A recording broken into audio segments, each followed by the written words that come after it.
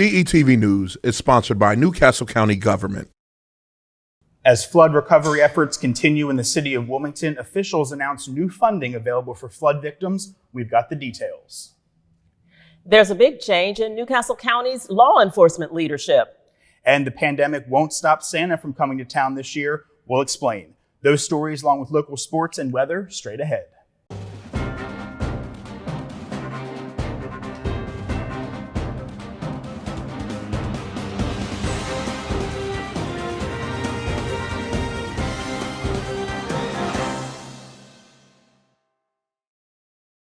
Hello and welcome to DETV News. I'm Lauren Wilson. And I'm Matt Ford. Thanks for joining us today.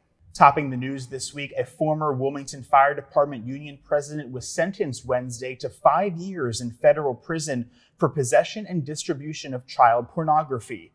Joe Leonetti Jr. faced up to 20 years in prison. He pled guilty in April following a federal search of his home in June of 2020 that led to the recovery of more than 2,000 images and videos of child pornography. Wilmington officials announced Wednesday additional funding is now available to homeowners affected by the recent flooding following Hurricane Ida.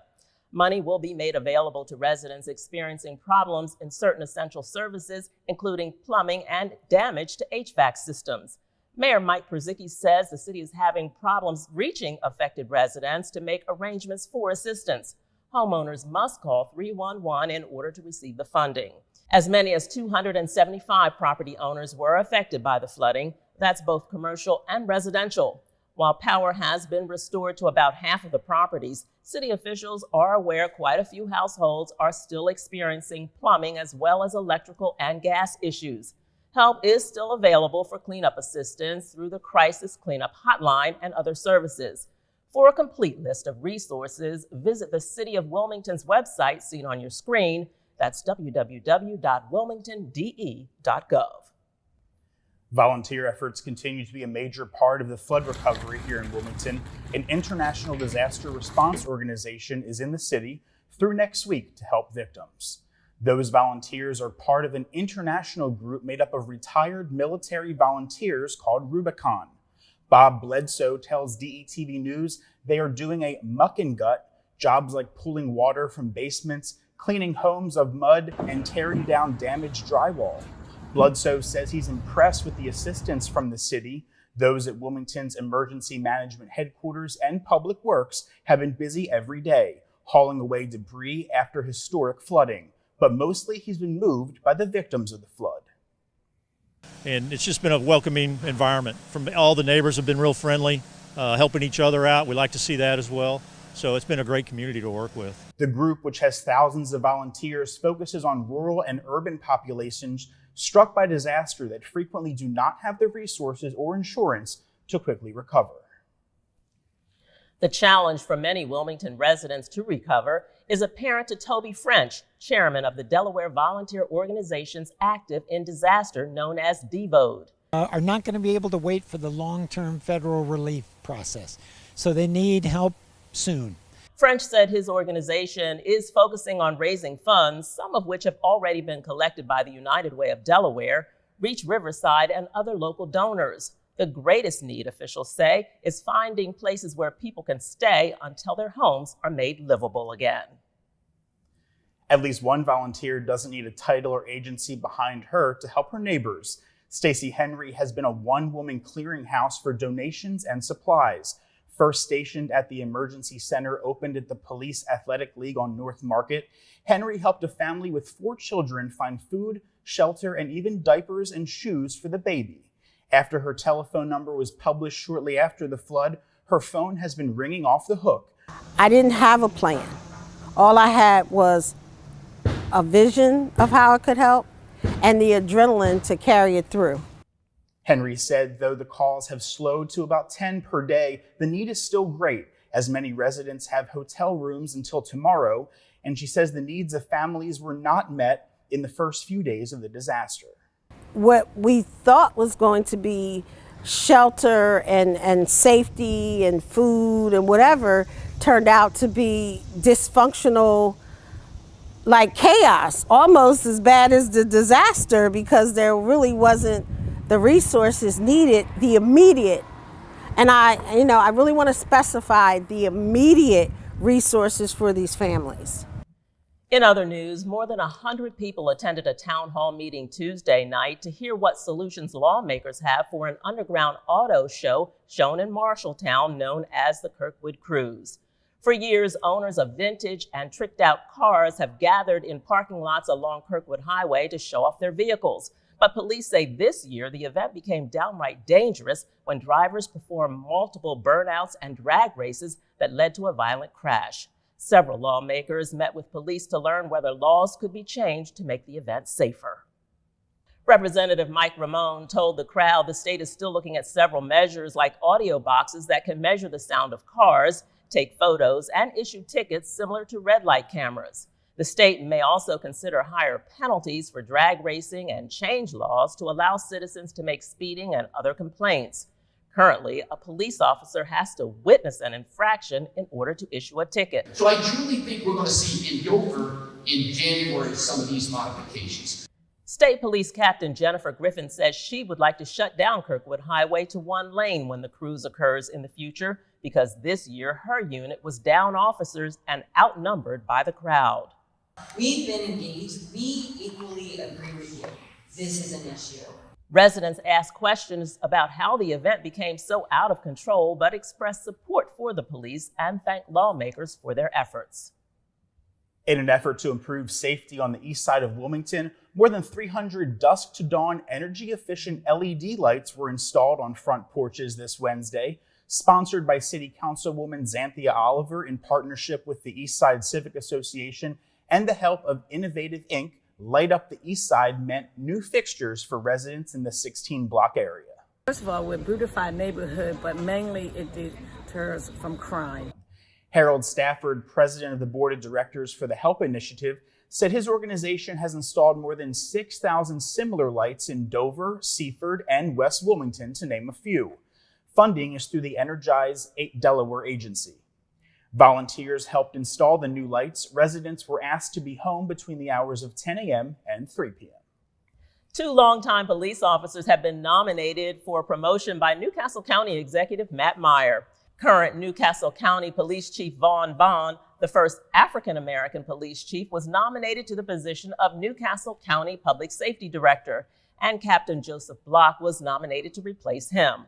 Both men assumed their new roles October 1st in an acting capacity, pending Newcastle County Council approval. County Executive Meyer praised Bond as a trailblazer. As Director of Public Safety, he will collaborate with the Fire Department and oversee the divisions of Police, Emergency Medical Services, Emergency Communications, and the Office of Emergency Management. Block is a 27-year police veteran. He was promoted to captain in 2017. He serves on several commissions and is an active volunteer in community organizations like Special Olympics Delaware. A Democrat-led Delaware House committee will take no disciplinary action against a Democratic lawmaker who used a racist and sexist slur to refer to sex workers. Following a closed-door meeting of the House Ethics Committee, committee members unanimously agreed Representative Gerald Brady did not violate legislative rules of conduct and that no further action will be taken. Brady, who is executive director of the Delaware AFL-CIO, made the comments in an email he inadvertently sent to an advocate for decriminalizing prostitution, thinking he was forwarding that email from the advocate to another person. Amid public backlash and calls for Brady's resignation, Democrat House leaders ordered him to complete sensitivity training and to reach out to members of the Asian American community in an effort to regain their trust. A week later, Brady announced that he would not seek re-election after his current term expires. Stay tuned. Your weekend forecast is coming up next. It looks to be a good one. Stay with us after this break. You're watching DETV News. My name is Caitlin. I'm 6 years old. I like to go to the beach with my cousins. When I was a baby, I was very sick. And then I got a liver transplant from an organ donor. He saved my life. This gift of life was made possible by an organ donor. Imagine what you could make possible. Sign up as an organ, eye, and tissue donor. Go to organdonor.gov. Meet Norm. He lives with anxiety, but with the help of this latest innovation from Be Normal, he can be normal, just like everyone else. With the swipe of a finger, you can project happiness, confidence, machismo. Why settle for being real when you can be normal? The Normal Maker, new from Be Normal. This item doesn't really work because there's no such thing as normal. We're all different. What we like, how our brains work. In fact, 1 in 5 of us live with mental illness. Don't filter who you are. Start by talking to someone you trust. And remember, there is no normal.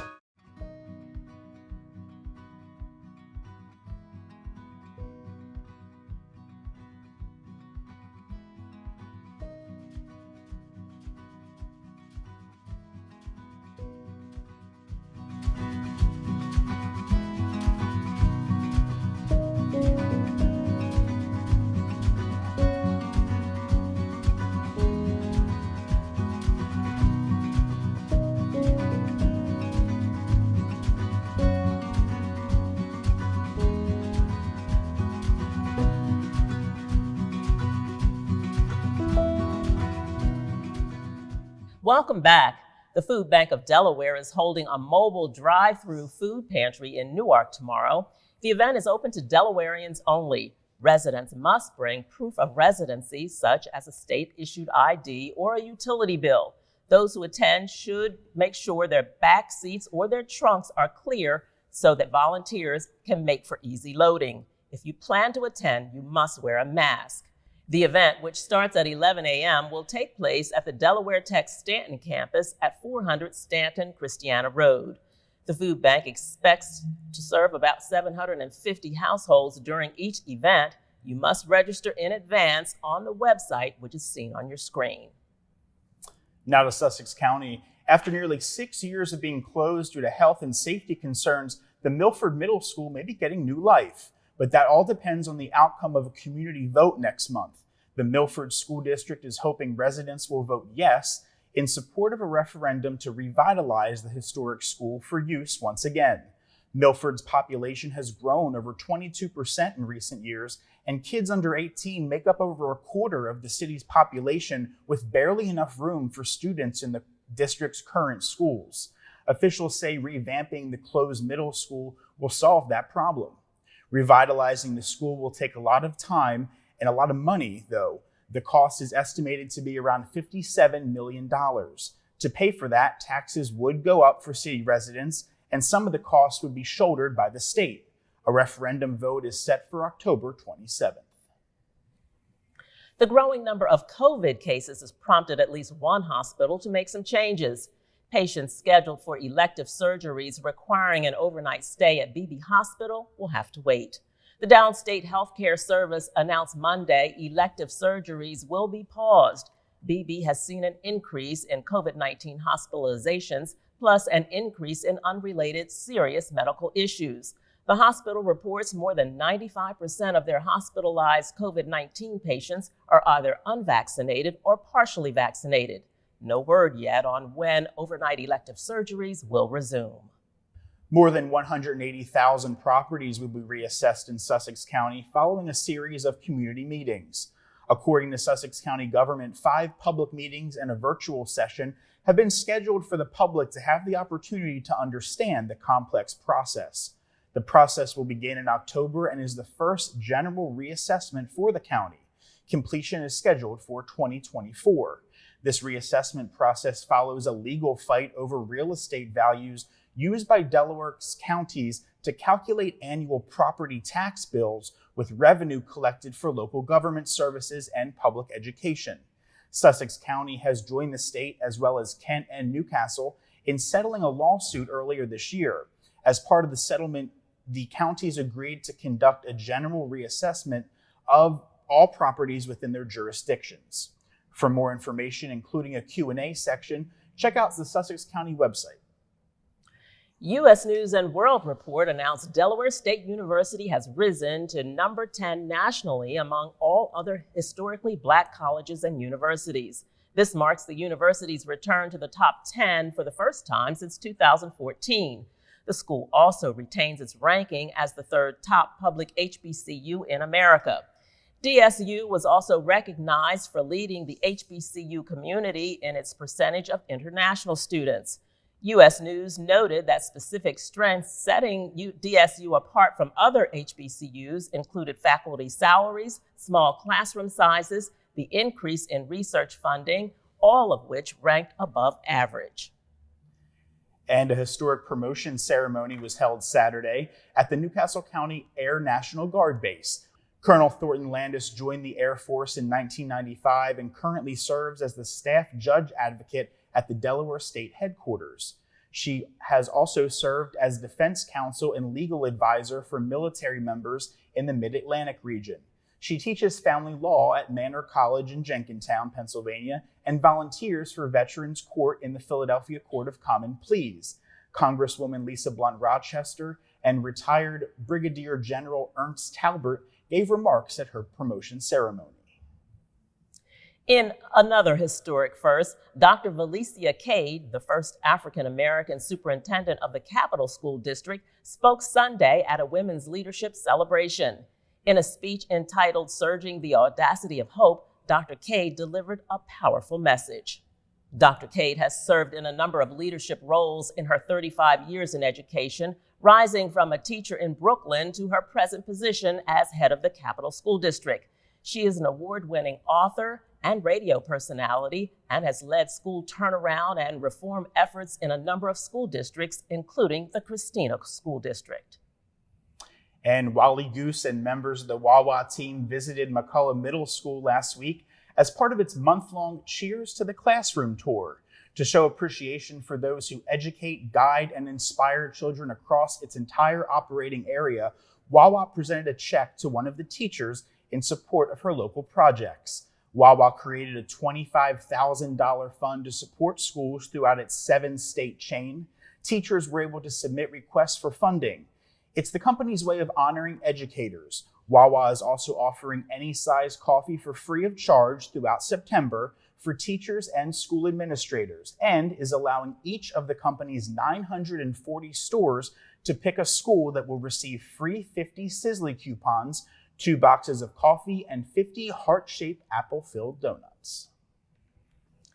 5 Delaware students were selected for the annual Bank of America Student Leaders Program, a paid internship that includes learning workforce skills, leadership, and civic engagement. The program recognizes 300 community-focused juniors and seniors from across the United States annually. The Delaware student leaders who engaged in the 8-week program work closely with the United Way of Delaware to help plan a racial justice youth summit along with other programs. The students were from Concord High School, Cab Calloway School of the Arts, Tower Hill, and the MOT Charter School. Speaking of good community support by Bank of America, 2 guests were surprised on DETV's Good Morning Wilmington today when they were named 2021 Neighborhood Builders. Maria Matos, President and CEO of the Latin American Community Center, and Van Hampton Jr., President and CEO of True Access Capital, appeared speechless when they were presented with checks for $200,000 each by Chip Rossi, President of Bank of America, Delaware. And not make assumptions on what our needs are. And Chip, hey, Jordan. What are you doing here? My gosh, I've been looking all over the place. I'm trying to find Van and Maria. Got the Bank of America here. Come on over here, sir. Oh my gosh. Good.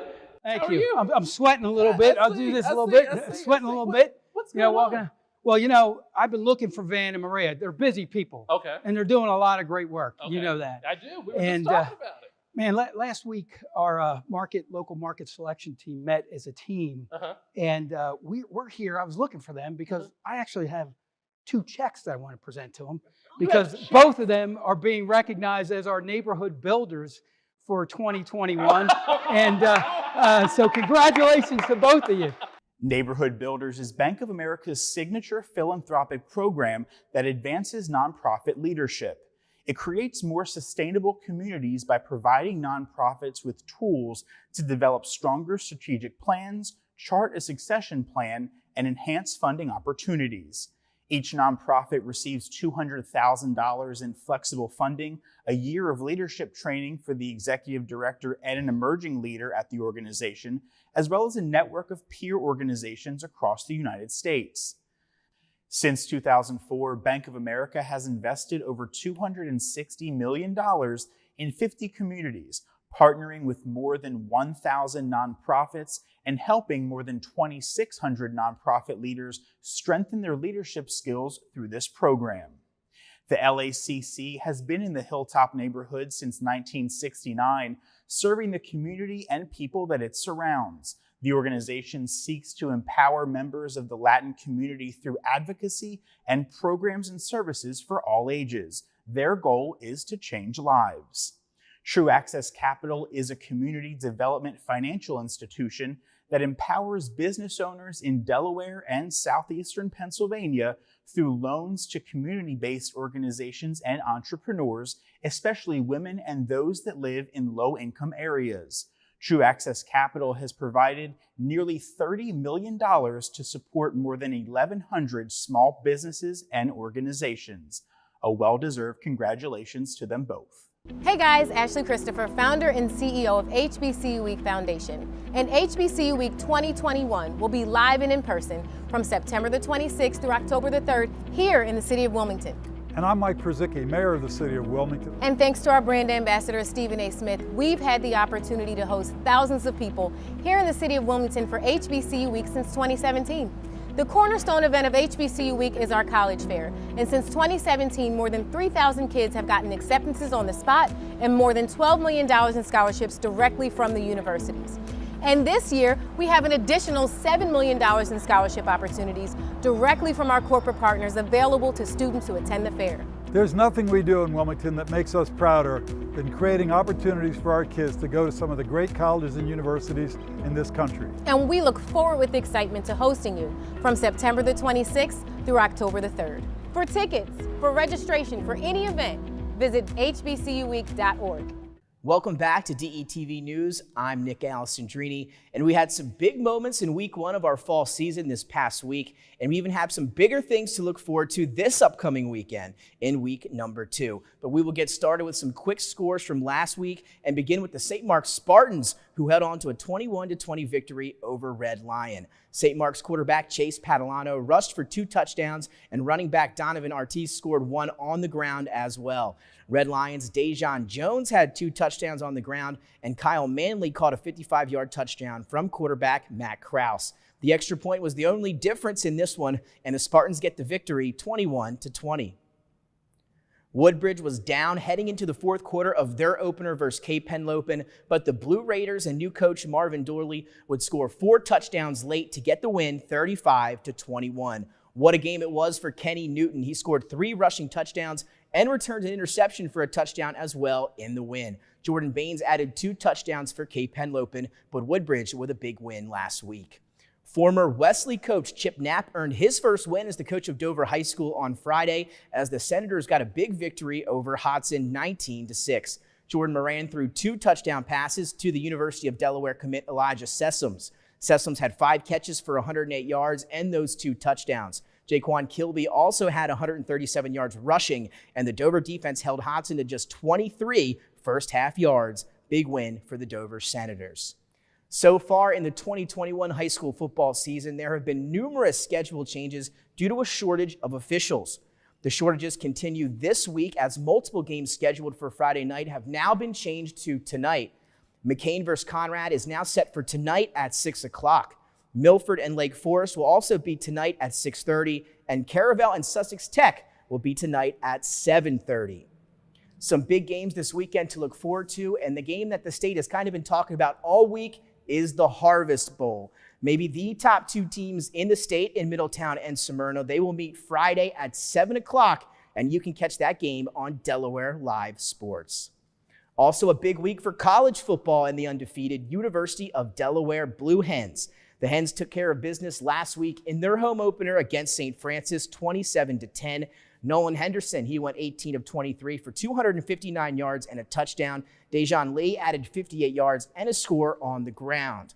Thyrick Pitts scored for his 2nd consecutive week as he was able to get in the end zone on a 30-yard catch and run in the 4th quarter. Pitts finished with 61 yards and a score. But now the Hens must turn their attention to the Big Ten. Delaware will travel to Rutgers on Saturday, where they will meet the undefeated Scarlet Knights. A huge game for the Hens as they look to take down a Power 5 team. Coverage begins at 2:30 p.m. on 94.7 WDSD. Coming into the season for the Eagles, there was a lot of skepticism surrounding second-year quarterback Jalen Hurts and the Eagles as a whole. Many predicted a season with 4 or 5 wins, but there was a lot to get excited about on Sunday when the Eagles began their season 1-0 with that big win over the Atlanta Falcons. Jalen Hurts looked very impressive, and the Eagles dominated in all aspects of the game to earn that 32-6 victory. But a new test this Sunday when the Birds will welcome the 1-0 San Francisco 49ers to the Link for their home opener. Kickoff is scheduled for 1 o'clock on Fox. A big matchup on the volleyball court on Tuesday as 2 top 5 ranked teams in St. Mark's and Friends battled it out. The Spartans would go on to get a 3-1 set victory over the Quakers. The Spartans would drop the first set but would respond with 3 straight set victories, and they remain on top of the volleyball rankings. Jurkovic had 23 kills for the Spartans, and the Spartans get the victory over Friends 3-1. So that'll do it. We'll be right back with more DETV news after the break. As soon as I got here, I just felt the warm embrace of the community, man. Like, what y'all got going on is wonderful.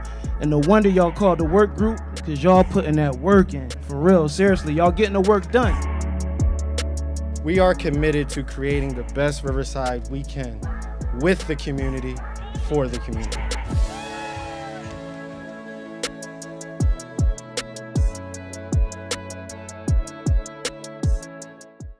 Welcome back. Plenty of people will be happy to hear the Wilmington Christmas Parade is back. After having to cancel last year because of the pandemic, the city of Wilmington and the Wilmington JCs announced this week the 57th annual Christmas Parade will go on November 27th. The parade is traditionally held the Saturday after Thanksgiving in conjunction with the Small Business Saturday. The parade will feature floats, antique cars, local celebrities, community groups, marching bands, and of course, the star of the show, Santa Claus. The parade runs on Market Street and starts at 11 a.m. And finally, speaking of parades, the 45th annual Hispanic Festival and Parade was back this year, held on West 4th Street in the Hillside neighborhood of Wilmington. It was a big hit right here in the city. There was dancing in the streets, colorful costumes celebrating Hispanic culture, floats, and musical performances. Elected officials, including Governor John Carney, joined the parade that was followed by a festival. The parade opens the celebration to Hispanic Heritage Month, which runs from September 15th to October 15th. Congresswoman Lisa Blunt Rochester was another elected official who attended the parade. Clearly, she got really into the spirit here, as you can see.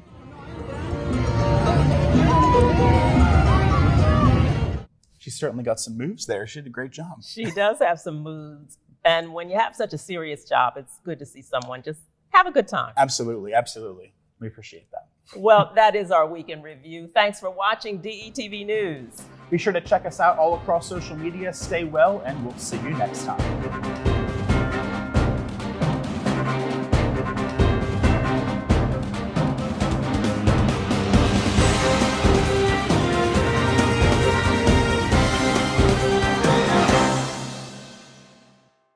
DETV News is brought to you by DART, Delaware Public Transit Service, moving